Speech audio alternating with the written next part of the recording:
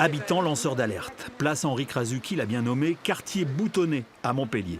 Le foisonnement des antennes et notamment de la 5G inquiète ici la population.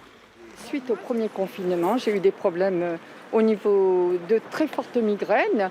Et quand je suis partie au mois de juin, je suis restée 3 mois à la montagne, plus rien. Moi, ce que je voudrais, c'est qu'ils nous informent. Aujourd'hui, on est à combien? Quelle est notre exposition? Est-ce qu'aujourd'hui, ça peut justifier mes maux de tête? Plusieurs collectifs ont alerté la mairie et le bailleur social ACM, mais en vain. Ils vous donnent la puissance des antennes ou pas? Pas du tout. C'est noté que les opérateurs s'engagent à ne pas dépasser les normes. Le problème, c'est que les normes ne sont pas réellement très protectrices. Je ne suis pas contre les portables. Je ne suis pas comme les amis, comme dirait notre président. Je suis plutôt pour dire soyons raisonnables. Ne nous exposez pas à des taux pas possibles, de façon à ce que nous ayons notre santé qui soit préservée. Pour fonctionner, la 5G réclame l'implantation de milliers d'antennes.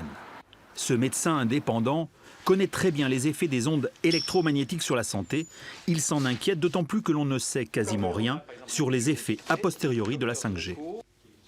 Il y a des effets à court terme, il y a des effets à long terme. Les effets à court terme qui sont extrêmement discutés, mais que nous, on constate sur le terrain, nous qui sommes sur le terrain, ce sont chez les patients électrosensibles. Donc eux, immédiatement, s'en plaignent. Ils ont mal à la tête. Après, ceux qui ne sont pas électrosensibles, c'est-à-dire 95% de la population, eux ne vont pas avoir d'effet immédiat. Mais ce que l'on va avoir, c'est que l'on sait que ça augmente le risque de cancer. Une récente étude américaine a admis qu'il était urgent d'informer la population. À Montpellier, comme partout en France, nombreux sont ceux qui réclament un arrêt du déploiement des antennes 5G en l'état actuel des connaissances.